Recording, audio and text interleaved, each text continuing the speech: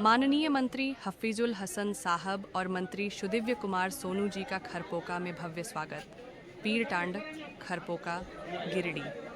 आज खरपोका पंचायत में एक ऐतिहासिक पल देखने को मिला, जब झारखंड सरकार के माननीय अल्पसंख्यक कल्याण मंत्री श्री हफीजुल हसन अंसारी जी एवं माननीय मंत्री श्री सुदिव्य कुमार सोनू जी ने संयुक्त रूप से क्षेत्र का दौरा किया। उनके आगमन पर स्थानीय ग्रामीणों और जनप्रतिनिधियों द्वारा गर्मजोशी से स्वागत किया गया। कार्यक्रम के दौरान दोनों मंत्रियों ने पंचायत के विकास से जुड़े मुद्दों पर चर्चा की और विभिन्न योजनाओं की समीक्षा की।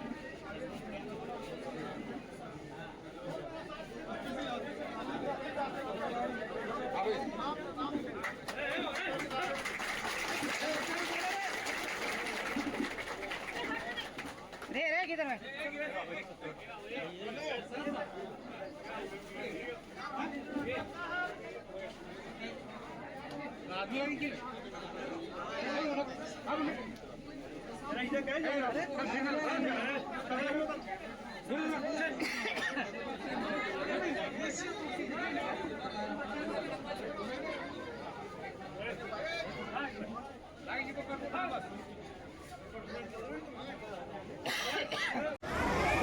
खरपोका के तमाम माननीय और सबसे महत्वपूर्ण उपस्थिति हमारे छोटे भाई झारखंड सरकार की काबीना के मंत्री हफीजुल हसन साहब।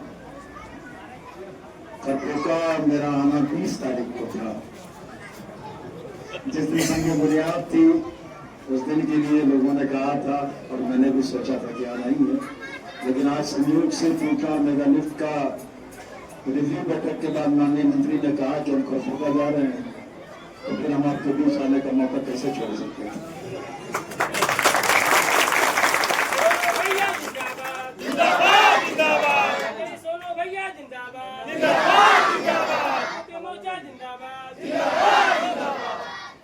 हमारा आपका नाता तो बड़ा पुराना रहा है, बड़ा मजबूत भी रहा है।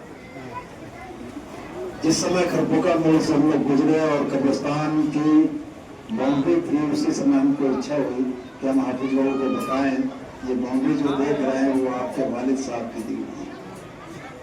और उसमें भी सबसे खूबसूरती इस बात की थी कि खुर्शीद साहब गए थे, सदाकत भाई गए थे, सीढ़ियों से उतर रहे थे हाजी साहब, और हमने सीढ़ियों पर उनको कहा कि मेरे क्षेत्र का है, बहुत महत्वपूर्ण है, कर दीजिए। और माननीय मंत्री थे हाजी साहब ने सीढ़ियों पर चलते चलते उस पर साइन किया था, जो स्वीकृति हुई थी। और जो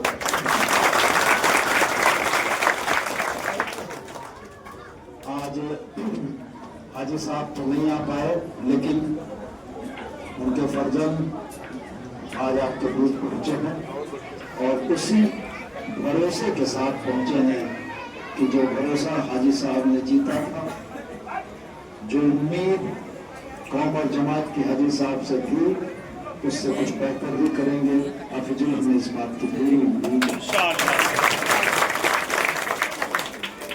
मसले जो दरपेश चल आ रहे हैं पूरे देश में, जो हालात बने हैं, बच्चा लोग थोड़ा सा शांत हो जाओ। मसले जो दरपेश आ रहे हैं देश में के बाद से मुतवातर कोशिशें इस बात की हुई है कि ऐसे मसलों को सामने खड़ा किया जाए कि इस देश की अल्पसंख्यक जमात उस पर अपना रिएक्शन दे, उस पर अपनी बात बोले, जिसका फायदा वोटों के शक्ल में उनको मिलेगा। सीए आपको याद है, एनआरसी आपको याद है, वो तमाम मसले आपको याद हैं जब आपके सब्र का इम्तिहान लिया गया। और हम आपको ये कहते हैं कि इस देश की दंगा जंगली तहजीब में, इस देश के दो आंखों के तौर पर, दो बाहों के तौर पर और एक जिस्म दो जान के तौर पर हिंदू और मुसलमान को बनाया। ये लाख कोशिशें कर लें, लाख हथकंडे अपना लें, इनके मंसूबे कामयाब नहीं होंगे। उनके मंसूबों के कामयाब नहीं होने के पीछे भी कारण है। वो कारण यह है कि ईश्वर मालिक जायज मंसूबों को कामयाब होने देता है और नाजायज मंसूबों को कामयाब नहीं देता है। चाहे मालिक हो, हमारा ईश्वर हो, भगवान हो, खुदा हो, उसकी नजर में सारे लोग एक है। तो यह दौर इन चीजों को बड़ी गंभीरता से समझने का है। इस देश की सेकुलर जमात 100 से अधिक अर्जियों के साथ highest court of the land supreme court में आपके मसले पर जा चुकी है। उसमें तमाम लोग हैं, पॉलिटिकल पार्टीज हैं, पॉलिटिकल पार्टीज के एमपी हैं, सिर्फ मुसलमान नहीं है। इस देश की सेकुलर जमात के नुमाइंदे आपकी तरफ से गए हैं और जो ये कहते हैं कि बहुसंख्यक की ताकत पर अल्पसंख्यक को दबाने का जो ये तरीका है, इस तरीके को इस देश की लोकतांत्रिक व्यवस्था बर्दाश्त नहीं करती है। मैंने बारहा अपनी बातों में इस बात को कहा है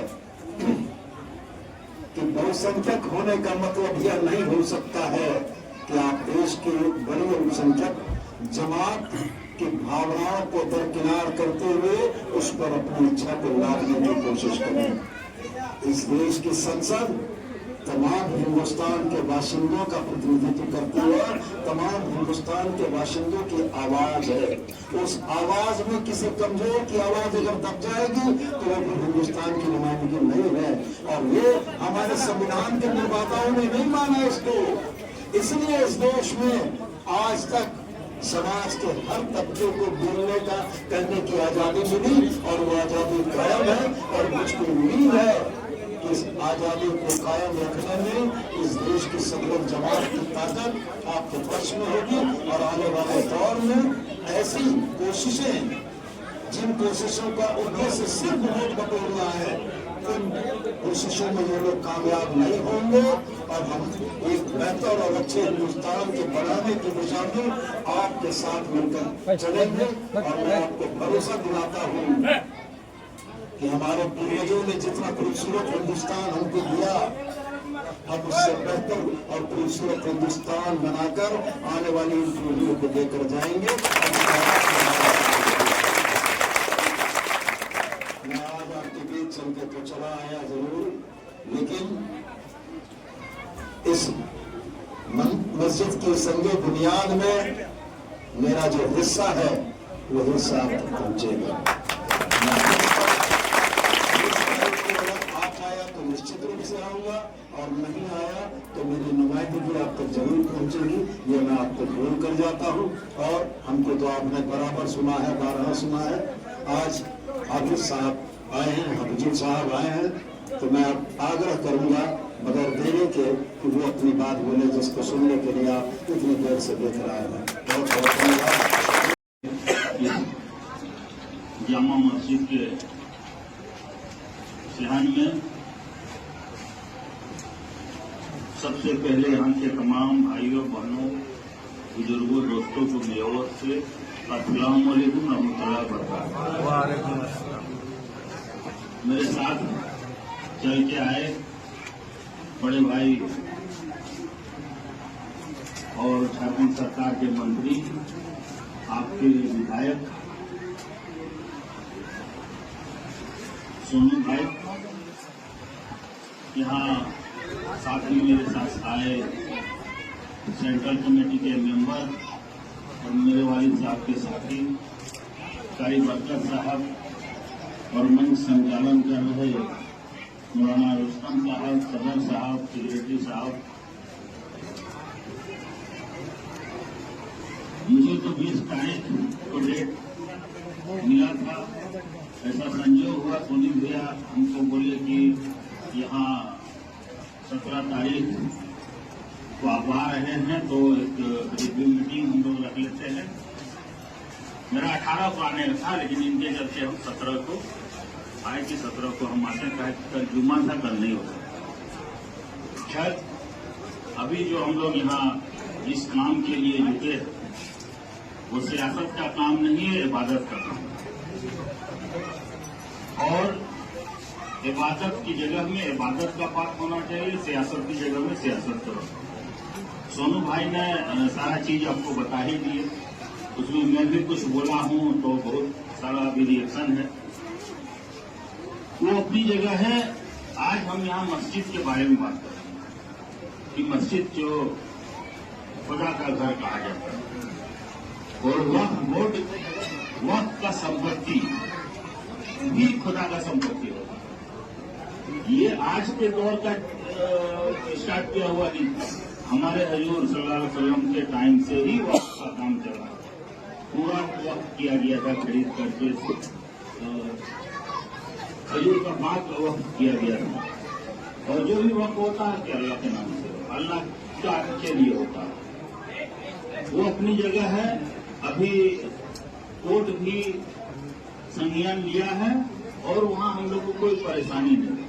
परेशानी उसको सिर्फ है कि मुसलमान का है बढ़िया से खा पी रहा है, क्यों पढ़ाई कर रहा है और कैसे वो माहौल मुस्लिम को डरा करके, मुस्लिम को परेशान करके कैसे वो वोट में कन्वर्ट करे, ये काम करने का उसका, और उसका कुछ नहीं है।